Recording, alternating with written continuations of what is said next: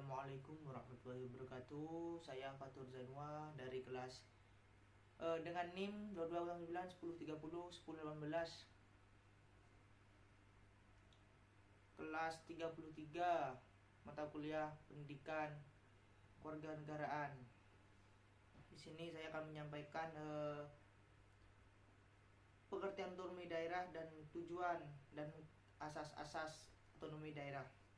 Ini pasal 2 ayat 3 Undang-Undang Nomor 32 Tahun 2004 tentang pemerintah daerah disebutkan bahwa tujuan otonomi daerah adalah menjalankan otonomi daerah seluas-luasnya, terkecuali untuk urusan pemerintah yang menjadi urusan pemerintah sendiri. Hal ini bertujuan untuk meningkatkan kesejahteraan masyarakat, pelayanan umum, dan daya saing daerah tersebut. Yang pertama mungkin tujuan otonomi daerah untuk meningkatkan pelayanan umum. Otonomi daerah adalah memberikan wewenang kepada daerah untuk mengatur daerahnya sendiri. Dengan adanya otonomi daerah, diharapkan pelayanan untuk masyarakat umum dapat dilakukan secara maksimal.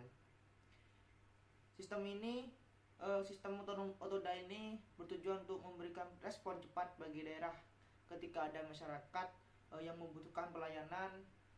Maka dari itu tujuan otonomi daerah yang pertama ini untuk bisa dirasakan oleh masyarakat secara langsung. Terus yang kedua, tujuan otonomi daerah yang kedua adalah meningkatkan kesejahteraan masyarakat. Nah, pelayanan yang baik yang dilakukan oleh daerah kepada masyarakat secara tidak langsung akan meningkatkan kesejahteraan masyarakat di sebuah daerah tersebut.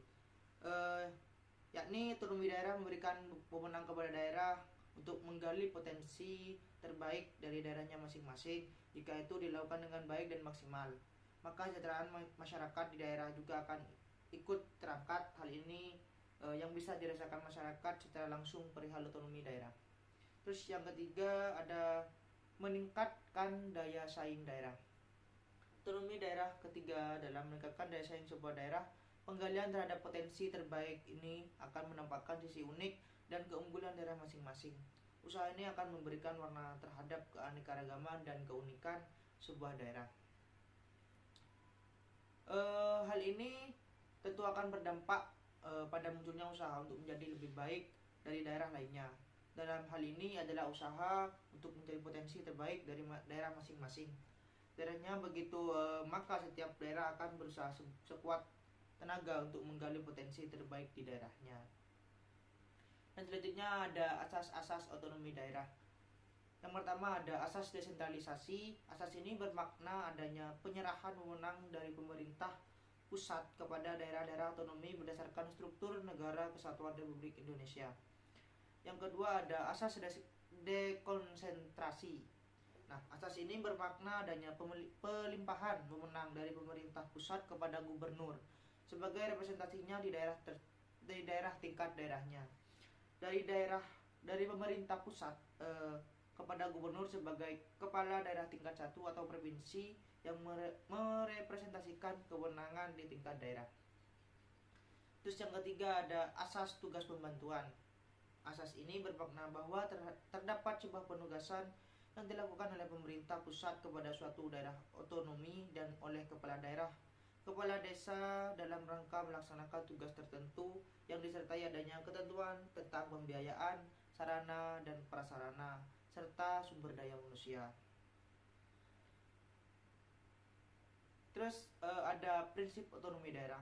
Otonomi daerah mengandung prinsip nyata yang berarti pemberlakuan otonomi disesuaikan dengan situasi dan kondisi yang objektif pada suatu daerah.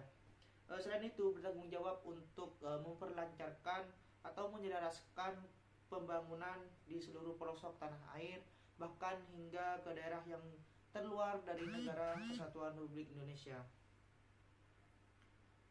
Yang pertama ada prinsip kesatuan.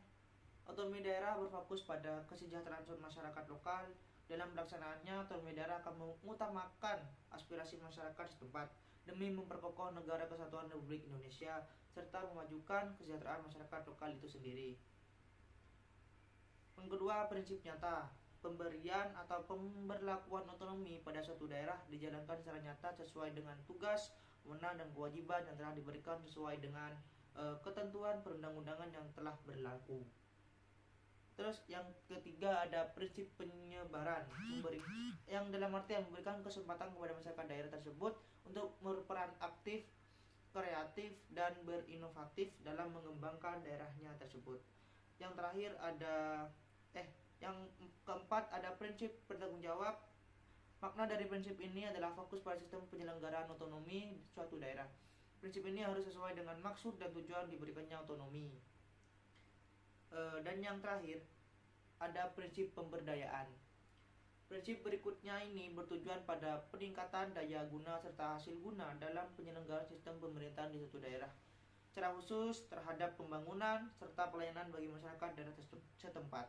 Hal ini juga menjadi fondasi dalam menjaga stabilitas politik dan kesatuan bangsa. Nah, otonomi daerah juga memiliki dua asas sebagai dasar pelaksanaan otonomi. Yang pertama adalah asas penyelenggara otonomi daerah dan asas umum penyelenggaraan negara. Mungkin saja yang dapat saya sampaikan, kurang lebihnya mohon maaf. Wassalamualaikum warahmatullahi wabarakatuh. Sekian, terima kasih. Bye bye.